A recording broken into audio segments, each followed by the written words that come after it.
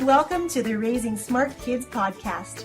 I'm your host, Yang Pratt, and each week we'll explore ways in which the arts can help you raise a smarter kid. I'll be sharing ways the arts can propel your child's learning and interviewing top artists, educators, and entrepreneurs.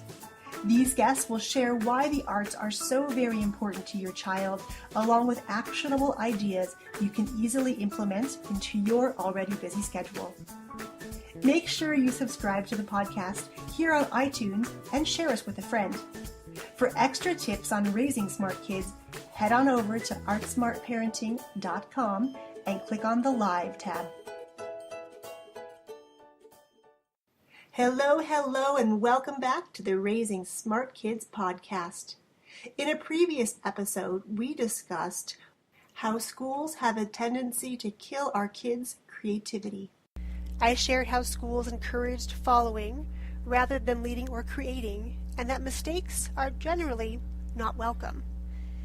In the words of Ellie Weissel, education emphasizes theories instead of values, concepts rather than human beings, abstraction rather than consciousness, answers instead of questions, ideology and efficiency rather than consciousness. These ideals can greatly diminish our kids' sense of creativity and self-worth in short order. As parents, we must be champions for our kids' creativity. We must actively encourage our kids and ourselves to put on our creativity caps every day. Artist Ananda Coomaraswamy said, "An artist is not a special kind of man, but every man is a special kind of artist." What kind of artist are you? What kind of artists are your kids? When is the last time you remember enjoying or creating artwork with your kids? Maybe you enjoyed a painting or sculpture, a photograph, a beautifully laid out meal, or a collection of quilts. Thankfully, we don't always have to go to a gallery or a museum to experience art.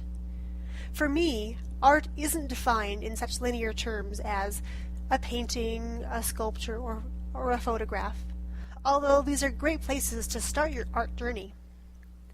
Sometimes I get so bogged down in my day-to-day activities that I lose sight of the fact that art is around me everywhere.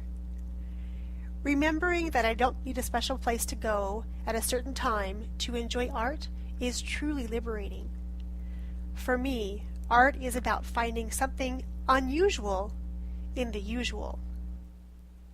The way the clouds paint pictures across the horizon at sunset, the ebbing and flowing of flowers in the wind, creating a beautiful and colorful dance, or the swirling of leaves in the crisp autumn air, all represent art to me.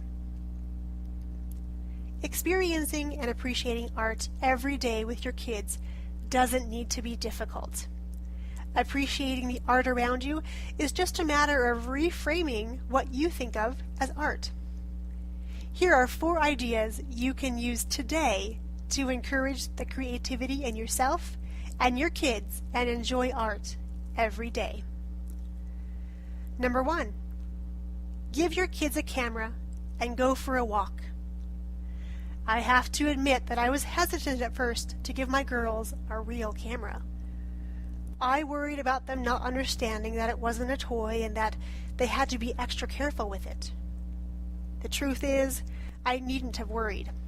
After their first photo sessions and seeing their own results, they took every precaution to keep their cameras safe so they could show off their photos and be proud of their work.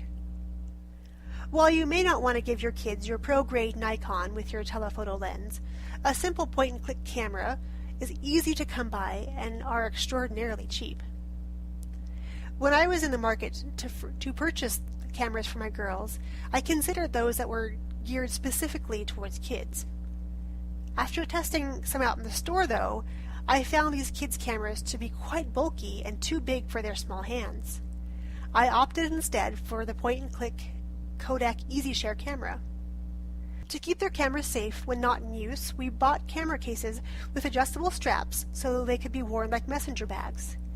With easy zipper access, my kids now take their cameras just about everywhere so they don't miss a photo opportunity.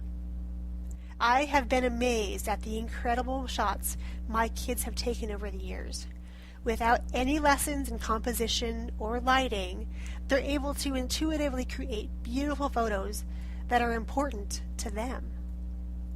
Once your kids are comfortable with the camera, grab a camera for yourself and head out for a walk. I find it's best to not plan a walk too much so it feels spontaneous and out of the ordinary. Document your entire walk with your photographs and compare notes. Be prepared to make many stops along the way and enjoy lots of laughs as you learn more about your kids through their photographs. When you get home, share your photographs with one another. You'll be truly amazed to see life through your kids' eyes. Their perspectives on life come through in vivid color. The beauty of cameras today is that most also have the ability to capture video. Another great eye-opener to understanding your kids. Number 2, chalk. It isn't just for classrooms anymore. Having sidewalk chalk readily available can fill whole afternoons with creativity. We always have ample supplies of sidewalk chalk available in different colors and sizes to make each experience unique. Our new favorite are popsicle-shaped chalk. Decorating your driveway, your porch, or even stepping stones is a truly joyful experience. Put all of the stresses of your day behind you as you show your kids your creative side. Creating art together in this non-competitive environment teaches your kids that art isn't complicated and that adults can be creative too. The beauty of chalk is that it's easily erased from surfaces as well as clothing, so mistakes can easily be encouraged. Remember that reinforcing mistakes are okay and part of how we learn, and it's an important part of the learning process. Once you've created your masterpieces, use your camera and photograph them so that no matter what the weather, your masterpieces can be enjoyed again and again. Number 3, treasure hunts. As we head into fall, there's no better time than now to get outside and take a walk. Explore your neighborhood and enjoy the beautiful colors and cooler temperatures to collect treasures with your kids. Whether you choose to make a list of items to find or choose a number of items to seek, you can be sure that your kids will jump at the opportunity to go out and find their very own treasures. After your walk, you and your kids can share what you found with each other.